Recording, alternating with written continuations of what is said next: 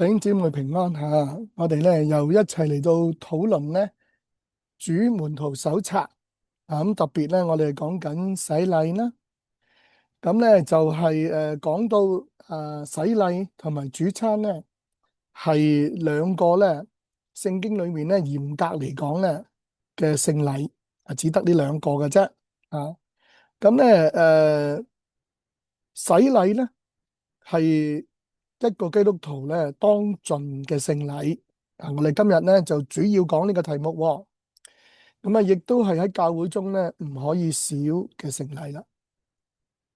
咁我哋就講話咧，一個人如果想接受洗禮咧，最重要係佢嘅信德啊。咁啊，如果你想了解咩係信德咧，你要聽翻前一兩講噶啦噃啊。咁亦都係講咗咧，有五個嘅條件啊，去考慮咧一個人係咪適宜受洗嘅。咁啊，當然有特殊嘅情況咧，就係酌情可以靈活處理噶。亦都係講咗咧，只要一心相信基督為救主，其實咧就可以受洗啦。咁所以點樣能夠去確定呢樣嘢咧？就係可以有唔同嘅方法啊。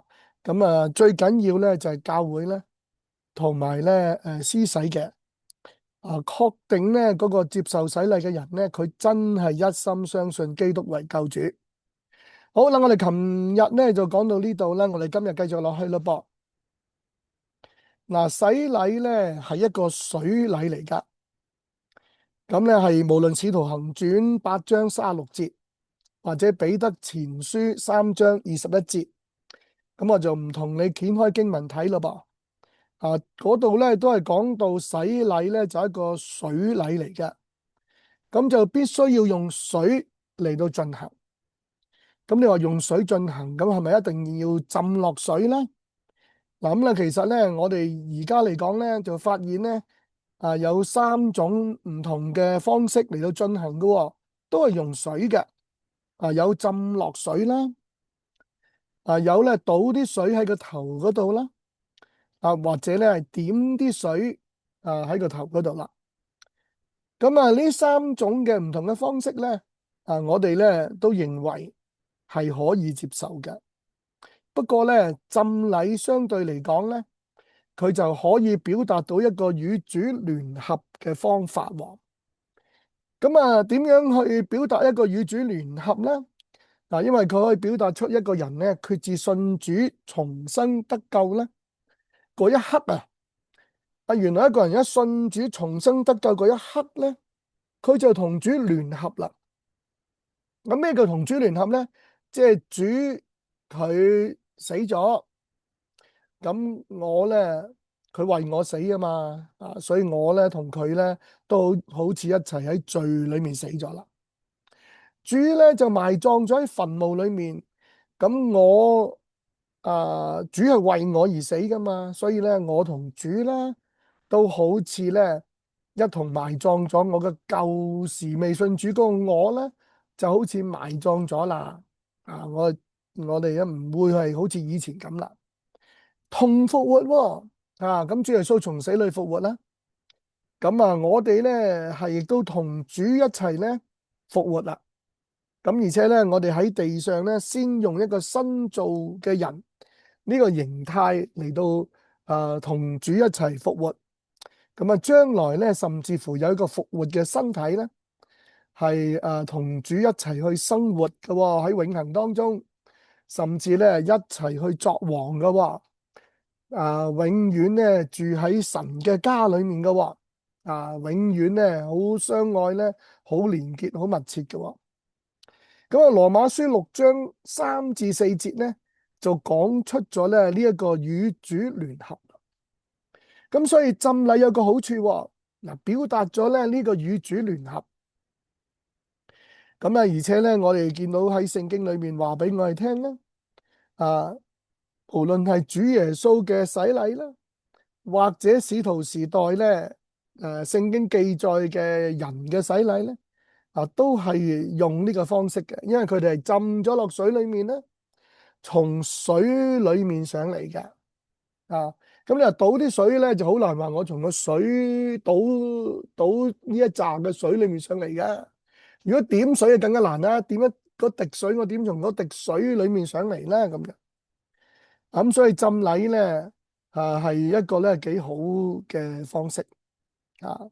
咁但係咧因應個別信徒嘅健康情況，譬如佢已經瞓咗喺醫院啦，咁你點樣要求佢去到一個嘅河嗰度或者個池嗰度啊去受浸啦？啊，或者佢好老啦，咁你點樣要求佢咧係去咁樣受浸咧？啊，咁喺度咧順便講一個題外話咧，呢一件事咧又令我好深刻。咁喺前幾年咧，我哋喺加拿大咧，哇，夏天咧喺一個好靚嘅一個湖嗰度咧舉行浸禮啦。咁啊，其中咧有一個嘅姊妹咧，都有一定嘅年紀嘅啦嚇。佢咧嗰日就係受浸。咁原來佢係以前一路以嚟咧啲水係一去到膝頭哥咧，佢就腳軟嘅啦，佢就暈嘅啦，佢驚水嘅原來。咁我唔知啊，佢冇講俾我聽。佢嘅屋企人亦都冇話俾我聽。如果我早知道咧，我可能同佢哋商量喎。咁浸禮當然係最一個相對比較好啲嘅啦，係嘛？可以表達到與主聯合，同埋主耶穌都係用呢個方式。使徒時代嘅教會都係用呢個方式。不過如果你身體唔掂咧，你去到膝頭哥咁多水你就暈咧，咁我點樣幫你浸咧？係嘛？膝頭哥咁多水，你都要你都真係冇辦法，你去深水啲噶，係嘛？咁你暈咗，我點幫你浸咧？咁我咧就應該會同佢講，你會唔會考慮咧？行呢一個倒水禮啊，咁樣或者點水禮啊，咁樣係嘛？咁咧，但係咧，佢冇講喎。呢個姊妹咧，亦都好想咧，係去受浸喎。咁浸完佢先同我講。佢話咧，佢不斷祈禱，佢求神俾佢唔好暈。咁佢話咧，佢落水啦，咁真係發覺咧好暖喎。佢唔驚喎，心又好定，好暖。腳落咗水要凍噶，係咪？但唔凍喎，暖喎。有一路咧個心都好暖喎。咁咧就好開心咁樣咧，好平安咁樣接受咗呢個浸禮。咁跟住上翻去岸咧，換衫剩咁樣咧，完全咧都好好喎，好健康喎，好平安喎。咁跟住佢就同我講呢一個見證啦。佢話牧師真係好奇妙啊！我話你聽啦咁樣。哇！我聽咗之後真係咧抹一把汗啊！萬一頭先佢暈咗點算咧？咁一個好美好嘅見證真係亦都咧係睇喺度咧我哋都講嘅，有時我哋唔使勉強人嘅。咁呢個姊妹有信心好好喎。咁如果有另外一啲覺得我唔可以喎，我點可以浸落去個水度啊？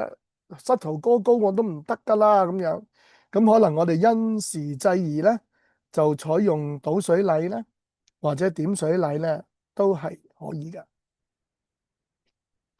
點解可以咁啊？牧師唔係一定要浸落水度先得嘅咩？我聽有啲教會話一定要浸落水度噶噃。如果唔係就唔算數喎咁樣。咁聖經就冇咁講㗎啦。我哋就以聖經為一個權威，好唔好？都參考其他人嘅對聖經嘅理解嘅，係嘛？咁佢哋話一定要浸，我都參考嘅。咁但係聖經點講咧？